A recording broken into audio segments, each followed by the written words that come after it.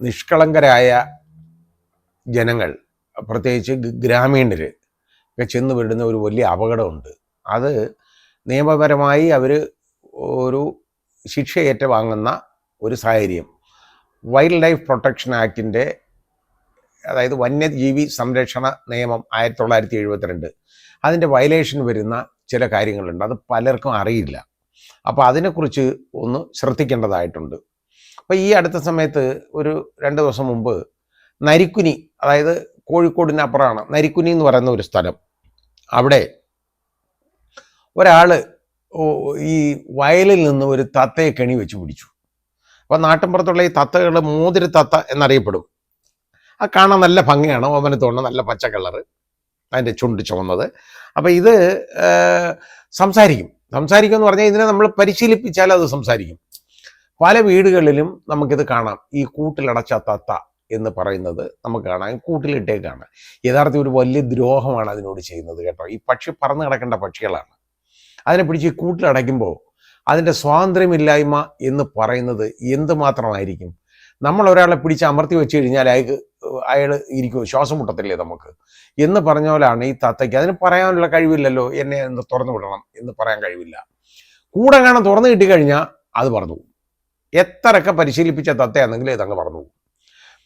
അപ്പോൾ ഈ തത്തകളെ ഇതുപോലെ പറഞ്ഞ് പഠിപ്പിക്കും, സംസാരിക്കാൻ പഠിക്കും. അതൊരു വളരെ ഒരു ഔത്സുക്യത്തോടു കൂടി ആളുകൾ ഇത് കേൾക്കും.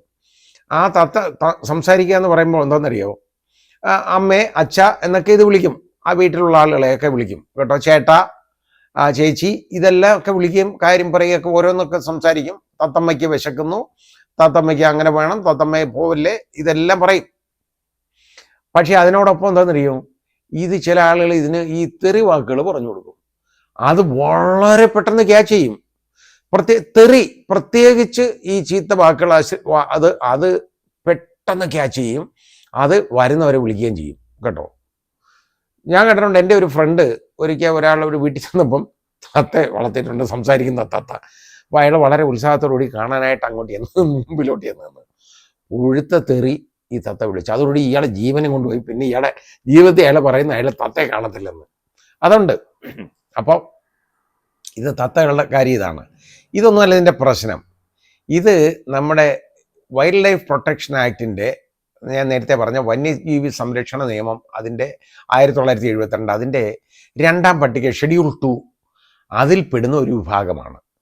ഇതിനെ കെണി വെച്ച് ഇതിനെ പിടികൂടി കൂട്ടിലടച്ച് വീട്ടിൽ വളർത്തിയാൽ ഉള്ള കുഴപ്പം, അത് 7 വർഷം കഠിനതടവ് കിട്ടുന്ന ഒരു ഒഫൻസാണ്. അതിൻ്റെ ഫൈനും കിട്ടുന്ന ഒരു ഒഫൻസാണ്.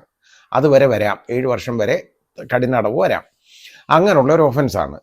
അപ്പോൾ ഇങ്ങനെയുള്ളൊരു വിവരത്തെക്കുറിച്ച് ഈ നരിക്കുനിയിലൊരു വീട്ടുടമ ഇതിനെ ഇങ്ങനെ വളർത്തുന്നു എന്നുള്ള രഹസ്യ വിവരം കിട്ടിയതനുസരിച്ച് അവിടുത്തെ ഈ forest officer, range forest officer Prem Shameer, അയാളും കുറേ അയാളുടെ കൂടെ ഉള്ള ഫോറസ്റ്റ് ഉദ്യോഗസ്ഥരും കൂടെ ചേർന്ന് പോയി ഈ തത്തയെ കസ്റ്റഡിയിലെടുത്തു കേട്ടോ. വീട്ടുടമയ്ക്കെതിരെ കേസും എടുത്തു.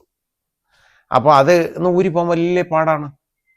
ഇതേപോലെ ആളുകൾ വെട്ടിൽ വീഴുന്ന ഒരെണ്ണമാണ് ഈ ഇരുതലമൂരി എന്ന് പറയുന്ന, കണ്ടാൽ നമുക്ക് ഒരു മനംപരട്ടലുണ്ടാവുന്ന രീതിയിലുള്ള വർഗത്തിൽപ്പെടുന്ന ഒരു സാധനമാണിത്. പക്ഷേ അതിന് അന്താരാഷ്ട്ര വിപണിയിൽ വലിയ വിലയുള്ളതാണ്. കാരണം അന്ധവിശ്വാസമാണ്. ഇതിനെ വീട്ടിൽ കൊണ്ട് വെച്ച് കഴിഞ്ഞാൽ ഏതാണ്ട് ഒരുപാട് കോടീശ്വരനാവും എന്നൊക്കെ ആളുകൾ ഒരു കരുതും. ഇതിനെ കിട്ടുന്നിടത്ത് ഇത് ഇഷ്ടംപോലെ നമ്മുടെ നാട്ടിലുണ്ട് ഈ സാധനം. പക്ഷേ ഇതിനെ പിടിക്കുന്നത് ആണ് ഏറ്റവും വലിയ അപകടം. ഇതിനെ പിടിച്ചുകൊണ്ട് പോയാൽ നമ്മളൊക്കെ പുരയിടമൊക്കെ എൻ്റെ അവിടെയൊക്കെ കിളയ്ക്കുമ്പോൾ, എൻ്റെ ഗ്രാമത്തിലുമൊക്കെ പണ്ട് ഈ കിളയ്ക്കുകയൊക്കെ ചെയ്യുമ്പോൾ ഇത് വെട്ടുകൊണ്ടൊക്കെ ചാവുന്നുണ്ട്. ധാരാളം എണ്ണമുണ്ട്, ഇത് ഒരുപാട് എണ്ണമുണ്ട്. അപ്പോൾ ഇതിനെ പിടിച്ചു കൊണ്ടുപോകും. ഇതിനെ പിടിച്ചു കൊണ്ടുപോയി ഇത് പിടിക്കപ്പെട്ട് കഴിഞ്ഞാൽ ഇതും ഈ പറഞ്ഞ ഒഫൻസാണ്. അപ്പോൾ ചെറിയൊരു കാര്യമാണ്, ഇവരെ പിടിച്ചതിന് എന്താണ് ഇങ്ങനെ എന്ന് ആളുകൾക്ക് തോന്നും. അതുപോലാണ് ഇപ്പോൾ ഈ അടുത്ത കാലത്ത് തിമിംഗല വിസർജ്യം. അത് അന്താരാഷ്ട്ര വിപണിയിൽ 1 കിലോയ്ക്ക് കോടിക്കണക്കിന് രൂപ വിലയുള്ള സാധനമാണ്. അത് ഈ മീൻപിടുത്തമായിട്ട് ബന്ധപ്പെട്ട ആളുകൾ പലപ്പോഴും ഇത് കളക്ട് ചെയ്യും. ഇവർക്ക് കിട്ടിക്കഴിഞ്ഞാൽ ഇത് ട്രാൻസ്പോർട്ട് ചെയ്ത് കഴിഞ്ഞാൽ ഇതേപോലെ വലിയൊരു ഒഫൻസാണ്. ഇതേ പറഞ്ഞ വൈൽഡ് ലൈഫ് പ്രൊട്ടക്ഷൻ ആക്ട് വരും. കടലിലെ ജീവിയാണെങ്കിലും, കടലാമ ഇതേപോലെ കടലാമയെ പിടിച്ചുകൊണ്ട് പോയിക്കോളൂ.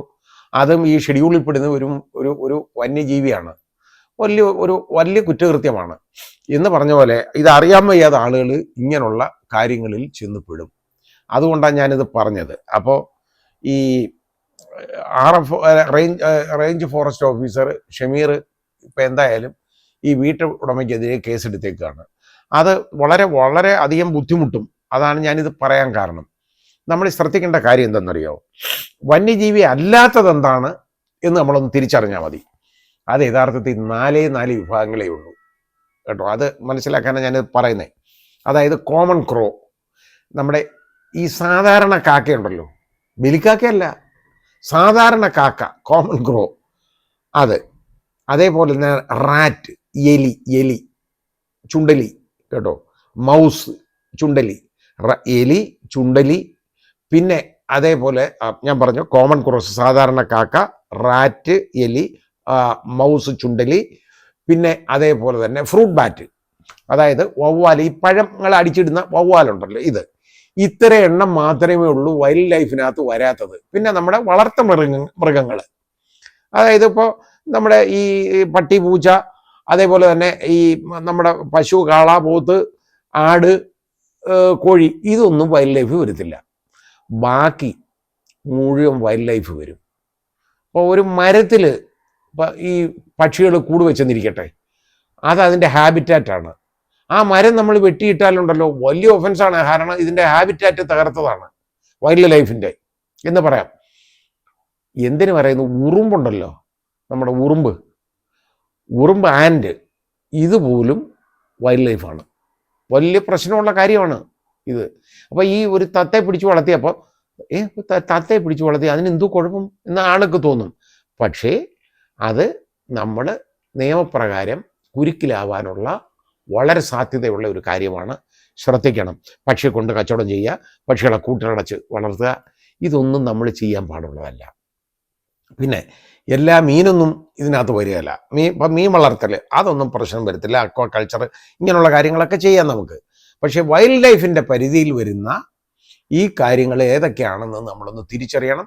അത് തിരിച്ചറിഞ്ഞപ്പോൾ കടലാമ, തിമിംഗലം, ബ്ലൂ വെയിൽ, നീല തിമിംഗലം, ഇതിനെയൊക്കെ പിടിക്കുക എന്നൊക്കെ പറഞ്ഞു കഴിഞ്ഞാൽ വലിയ ഒഫൻസാണ്. അതുകൊണ്ട് മുക്കവന്മാർ പോലും അവരാരും ഇതിനെ പിടിക്കത്തില്ല. അവർക്ക് ഈ വിവരമുണ്ട്, അവർ പിടിക്കുകയല്ല ഇതിനെ. കാരണം അവർ ഇത് വന്ന് ഒരു ഇന്നാൾ വലിയ തിമിംഗലം കരയ്ക്ക് അടുത്തു. ജനങ്ങളെല്ലാം കൂടെ വളരെ കഷ്ടപ്പെട്ടാണ് അതിനെ ഒരു 100 പേര് ചേർന്ന് തള്ളി ഈ വെള്ളത്തിലോട്ട് ഇറക്കി. അത് രക്ഷപ്പെട്ട് അങ്ങ് പോയി വെള്ളത്തിൽ. അതാണ്. അപ്പോൾ അങ്ങനെ ഇത് ആളുകൾ അങ്ങനെ അതിനെ സഹായിക്കുന്നുമുണ്ട്. പിന്നെ ചിലർ ഈ കടലാമ, അതിൻ്റെ ആമ കുഞ്ഞുങ്ങളെ കൊണ്ടുപോകും, അതിനെ പിടിച്ചുകൊണ്ട് പോകും. എന്തിനാ ഇതിനെ പിടിച്ചുകൊണ്ട് പോകുന്നു ചോദിച്ചാൽ എനിക്കറിയത്തില്ല. പക്ഷേ പിടിച്ചുകൊണ്ട് പോയി ഒരുപാട് പേര് അകത്തായിട്ടുണ്ട്. ഒരുപാട് പേര്.